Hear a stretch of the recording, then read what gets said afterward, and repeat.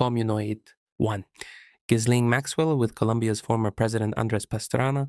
Department of Justice file. EFTA 042 سيئ. The Epstein Network's subversions in Cuba, Colombia, and Pink Tide South America. Colony Gauche para power mapping. President Trump and anti-Castro.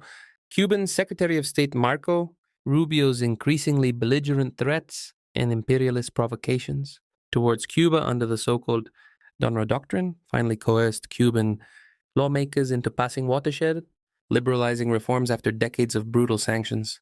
Time will tell whether the Diaz-Canel government's decision to pursue a Cuban economic model with Chinese and arguably semi-Batistite characteristics will keep the American dogs of war leashed, or whether Delta Force will smell blood in the water and mount a Bay of Pigs 2.0 to abduct Diaz-Canel and Raul Castro a la Maduro and apply the fatal finisher to the Cuban Revolution.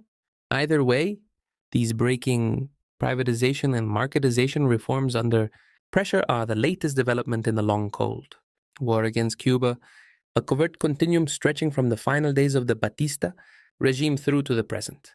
At the same time, we find that the Epstein class are about to install an Israel-loving comprador in Casa de Nariño as Colombian commander-in-chief, a defense attorney for narco-paramilitants and sexual predators who has described Cuba as the head of the snake of Latin American communism and called for its absorption as a territory of the United States so that reconstruction can begin in earnest.